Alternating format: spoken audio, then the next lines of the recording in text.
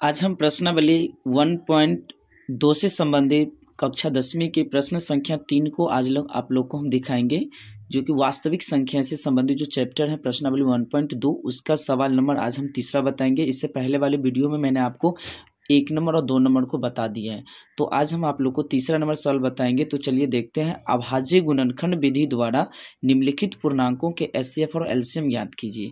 तो यहाँ पे दिया हुआ है 12, 15 और 21, और दूसरा दिया है 17, 23 और 29, और तीसरा दिया 8, 9 और 25। तो चलिए देखते हैं पहला सवाल पहला सवाल को सॉल्व करते हैं, तो ध्यान से देखिएगा। तो चलिए हम आगे हैं, देखिए पहला सवाल पे।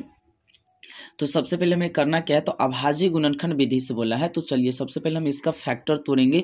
तो देखिए अभाज्य गुणनखंड का मतलब ही होता है उसका फैक्टर तोड़ना। तो अभाज्य गुणन 2 में देखिए 12 में 2 से जाएगा तो 6, 2 से जाएगा तो यहाँ पर आ जाएगा 3, फिर अगर हम 3 से भी लगाएंगे तो 1 आ जाएगा। अब यहाँ पे देखिए 3 से जाएगा तो यहाँ पे 5, फिर 5 में अगर हम लगाएंगे तो 1 आ सकता है। 21 में देखिए 3 से जाएगा तो 7 आएगा, फिर अगर हम 7 से भी लगाएंगे तो 1 आएगा। तो यहाँ पर हमें करना क्या है वो देखिए। तो 12 का हम जो जैसे ही फैक्टर तोड़े तो हमें देखिए क्या क्या फैक्टर में आया। तो यहाँ पे 2, 2, 2 और 3 आया, मतलब 2 आया है 2 बार और 3 आया 1 बार। तो इसका मतलब ये हुआ कि हम इसको चाहें तो यहाँ पर भी लिख सकते हैं कि 2 आ गया है 2 बार और 3 आया वो 1 बार। अब इसी तरह देखिए 15 को अगर हमें लिखना है तो हम लिख सकते हैं 3 गुने 5। तो इसका मतलब 3 आया है 1 बार और 5 आया है 1 बार। ये हुआ है, आप आराम से देख लीजिए। फिर क्या लिखना है तथा 21 को हमने क्या लिखे हैं, देखिए 21 को लिखे हैं 3 गुने 7, क्योंकि यहाँ दिख रहा होगा 3 गुने 7।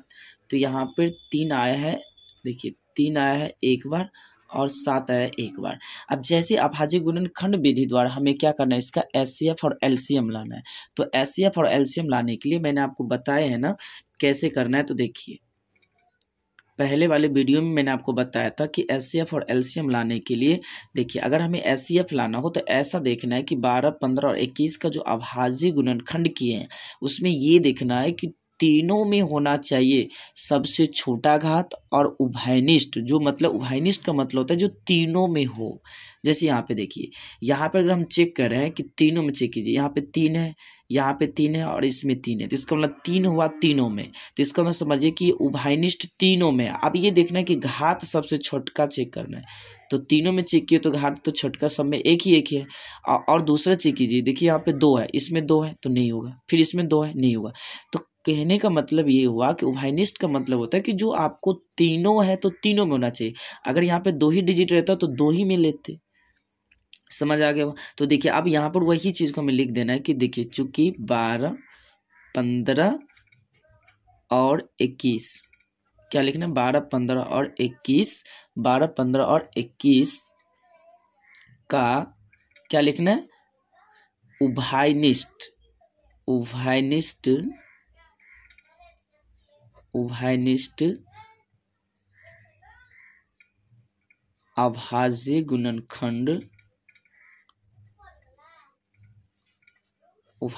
अभाज्य गुणनखंड के सबसे छोटी घात वाली संख्या। तो आप ही देखिए अब क्या करना है, छोटी घात वाली संख्या तो जो तीनों में हो। तो तीनों में मैंने आपको बताया था कि 3 ही एक ऐसा डिजिट है जो तीनों में है। तो इसका मतलब हो गया 3 के पावर 1 है। अगर आप चाहे तो यहाँ पर वो लिख सकते हैं कि जो तीनों से संबंध है।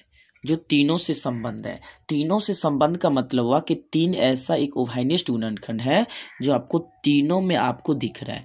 तो इसीलिए इसको लिख दिया है कि जो तीनों से संबंध है। सवाल में थोड़ा बस इसी को डीप बनाने के लिए और कुछ करने का नहीं जरूरत है। हमें करना क्या था एचसीएफ। तो इसीलिए एचसीएफ बराबर लिखना है, क्या लिखना है 12, 15 और 21, 12, 15 और 21। बराबर। तो तीनों में क्या था, तो 3 ही एक ऐसा था, तो 3 के पावर 1 का मतलब हो गया 3। तो इसका एचसीएफ कितना आ गया 3।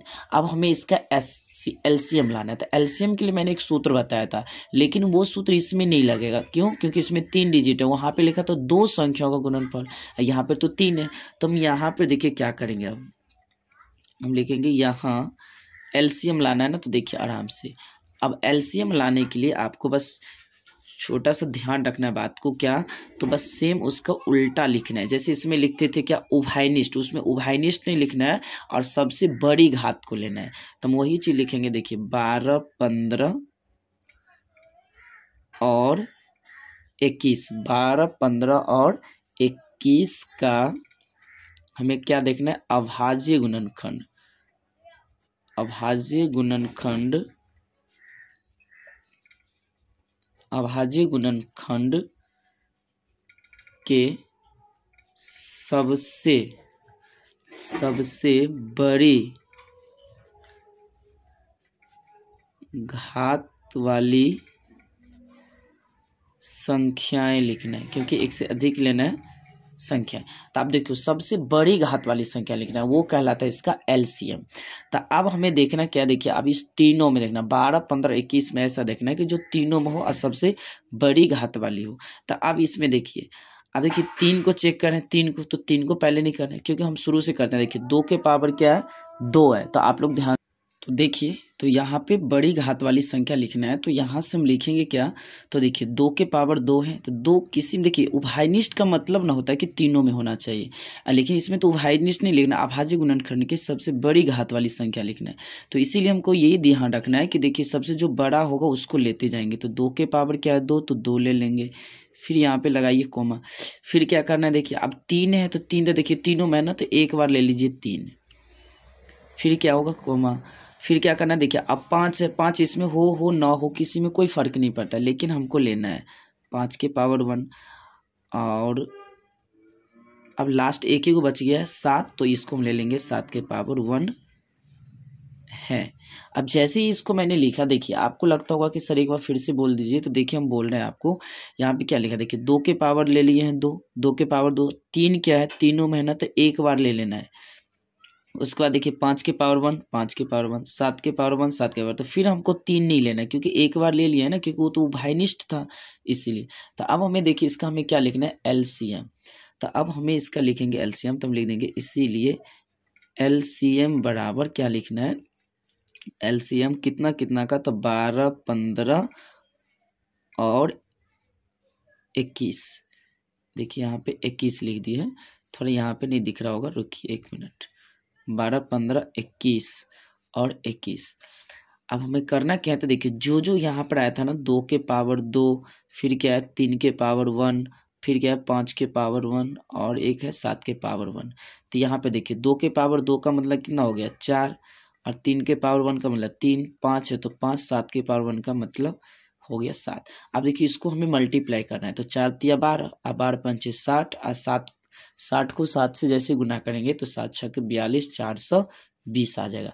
अब जैसे ही 420 आ गया तो हमें एचसीएफ और एलसीएम लिखना था, तो हम यहाँ पे वही चीज़ को लिख देंगे कि अतः, देखिए लिख देंगे अतः एचसीएफ बराबर कितना आया था 3, और कोमा लगा दीजिए, एलसीएम बराबर 420 आया। तो हमारा यही हो गया आंसर। तो आप लोग आराम से वीडियो को पॉज कर दीजिए और आराम से नोटबुक पे नोट कर लीजिए। तो चलते हैं इसका, अब हम रोमन अक्षर का दूसरा सवाल पे ध्यान से तो देखिए हम इससे पहला सवाल को बना दिए हैं, अब हम दूसरा सवाल को बनाते हैं। तो ध्यान से देखिएगा, 17, 23 और 29 को हमें करना क्या है, तो इसका एचसीएफ और एलसीएम को ज्ञात करना है। तो आप लोग ध्यान से देखिए, तो मैंने यहाँ पे लिख दिया है 17, 23 और 29। हमें करना क्या है, तो इसका एचसीएफ और एलसीएम लाना है। देखिए 17 में जाएगा 17 से, तो एक बार में यहाँ पे क्या लिखा है 23, 23 में जाएगा एक बार, फिर यहाँ से 29 में जाएगा एक बार।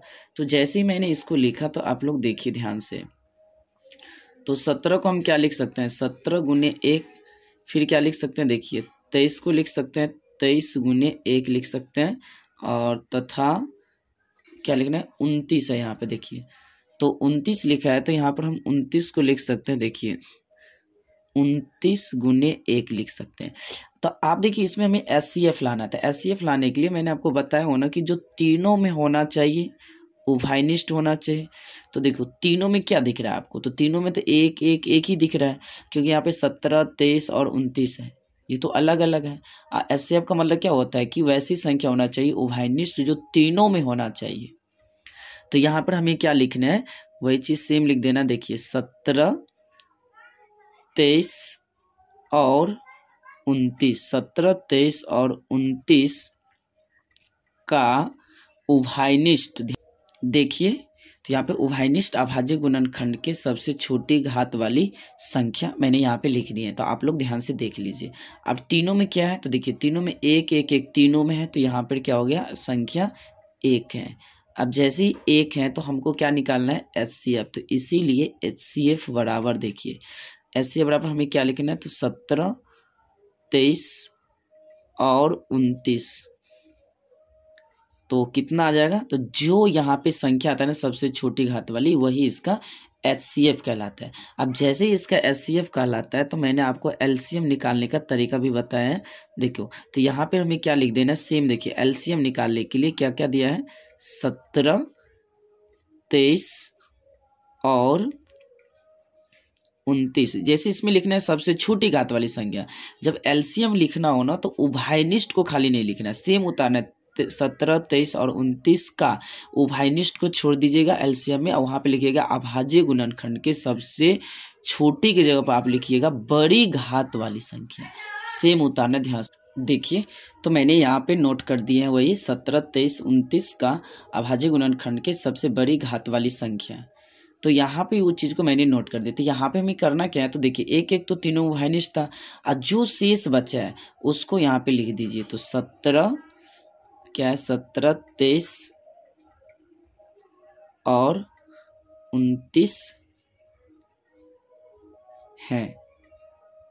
देखिए अब जैसे ही हो गया तो इसीलिए इसका हमें करना क्या है, तो LCM ले आना है। तो LCM लाने के लिए हमें करना क्या है, तो 17, 23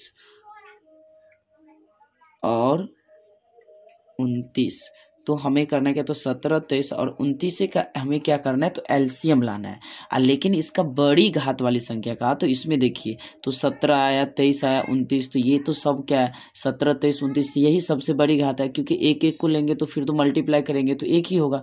तो यहाँ पर हम इसी तीनों को आपस में मल्टीप्लाई कर देंगे, तो ये आ जाएगा आपका LCM। तो देखिए तो 17, 23 और 29 को जैसे मल्टीप्लाई करेंगे तो ये आ जाएगा आपका 1, 1, 3, 3 और 9 आ जाएगा।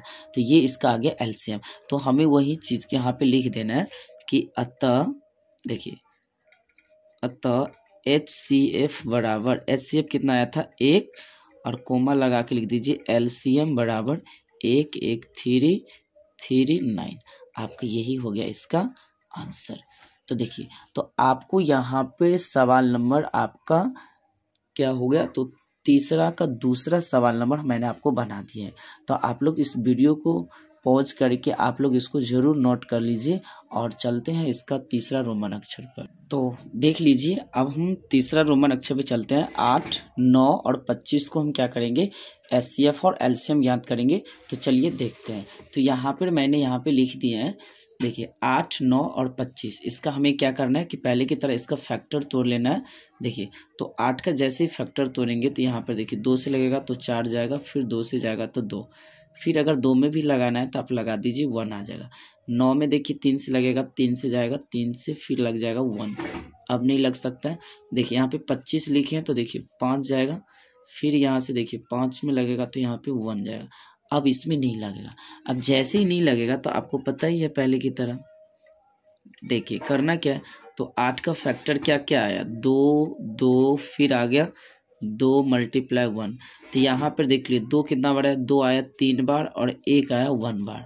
आराम से देखिए, थोड़ा देखिए डोल रहा होगा, थोड़ा ध्यान से देख लीजिएगा। यहाँ पे क्या लिखा है 9, फिर देखिए 9 को फैक्टर किए तो क्या सब आया, देखिए 3, फिर आया 3 × 1, इसका मतलब 3 आ गया 2 बार और 1 आया 1 बार। यहाँ पे 25 का देखिए मैंने किए हैं फैक्टर, देखिए 25 में 5 फिर 1 आया, तो 5 आया 2 बार, 1 आया 1 बार। अब देखिए जैसे ही 1 बार आया और 1 बार, तो आपको ये पता लग गया होगा। देखिए मैंने इसको कैसे कैसे किया, ये फैक्टर किए, इसको सेटिंग से मैंने लिख दिया, आप लोग देख लिए। अब हमें देखिए इसका निकालना है हमें HCF। तो मैंने आपको तो बताया ही है ना कि HCF क्या होगा, तो आप लोग एक बार सुनिए। तो क्या लिखना है, 8 9 और लिख देना 25, 8 9 और 25। अब जैसे लिख दिया 8 और 9, तो मैंने आपको बताया ना कि HCF निकालने के लिए आपको ये देखना, आप इसमें आइए तो जो तीनों में हो, तो तीनों में देखिए 2 2 2 तीनों में है, नहीं है। इसमें देखिए 1 है, तो इसमें भी है, इसमें भी है, तीनों में। तो इसका समझ गए कि HCF तो आपको पता लग गया होगा कि 1 होगा। तो चलिए हम उसको लिख देते। तो देखिए मैंने यहाँ पर उसको लिख दिया, उभयनिष्ठ अभाज्य गुणनखंड के सबसे छोटी घात वाली संख्या। तो मैंने इसको जल्दी में लिख दिए ताकि आपको थोड़ा टाइम कम लगे। तो यहाँ पे देखिए अब क्या लिखे, 1। तो यहाँ पे तीनों में क्या है, तो उभयनिष्ठ 1 है, तो यहाँ पे लिख दिए हैं 1। आप देखिए 1 है।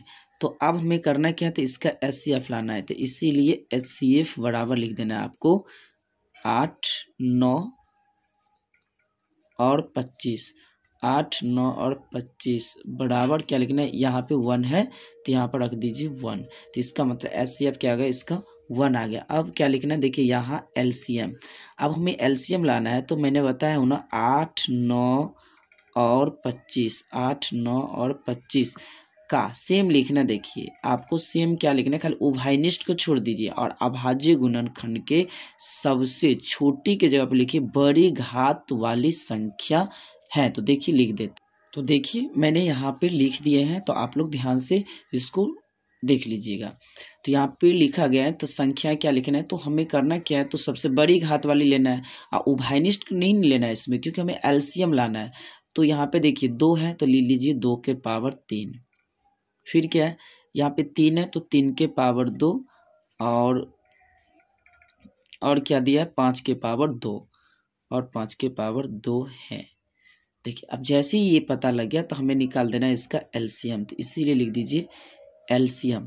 कितना कैल्शियम लाना है, तो 8 9 और 25। 8 9 और 25 तो क्या क्या है, देखिए 2 के पावर 3, यहाँ पे 3 के पावर 2 और 5 के पावर 2 है। यहाँ पे दिख रहा होगा, मैंने उसी को लिखे हैं। आपको कुछ डरने की जरूरत नहीं है, आप इसको बेसिक से देखिए। अगर आपको एक बार में समझ नहीं आता है, तो आप इस वीडियो को 2 बार देखिए, क्योंकि आपको एग्जाम देना है ना। तो आपको जब तक समझ नहीं बनता है, तब तक समझ बनाइए इस पर। 2 के पावर 3 का मतलब क्या हुआ, 8, और 3 के पावर 2 का मतलब क्या हुआ, 9, और 5 के पावर 2 का मतलब कितना हुआ, 25। अब जैसे देखिए 8 को 9 से गुना करेंगे तो कितना हो जाएगा, 72, है कि नहीं। अब 72 जैसे ही हुआ, तो 72 को हमको कर देना है गुना 25 से, तो ये कितना हो जाएगा, आपको 1800 हो जाएगा। अब जैसे ही 1800 हुआ, तो हमें क्या हुआ, 1800 LCM हुआ। अब जैसे ही LCM पता लग गया, तो अब हमें यहाँ पे लिख देना है। लिख क्या देना है कि देखिए कि अतः HCF बराबर कितना आया था, 1, और LCM बराबर कितना है, 1800। तो यही आपका हो गया आंसर। तो आप लोग देखिए, आपको वीडियो थोड़ा लंबा जरूर लगेगा, लेकिन आप लोग देखिए, क्योंकि कोई भी काम करते हैं तो अगर बेसिक से करते हैं तो थोड़ा ज़्यादा समझ बनता है उस पर। तो मैंने यहाँ पर सीक्वेंस बाय सीक्वेंस आपको समझाया है। आप ज़रूर इसको नोटबुक में उतारिए, और आपको जब तक एग्ज़ाम हो रहा है तब तक इसको अभ्यास करते रहिए। तो आपको ये वीडियो कैसा लगता है, अगर आपको अच्छे लगते हैं तो आप ज़रूर इसे लाइक सब्सक्राइब करें। और इसी के साथ thank you, have a nice day.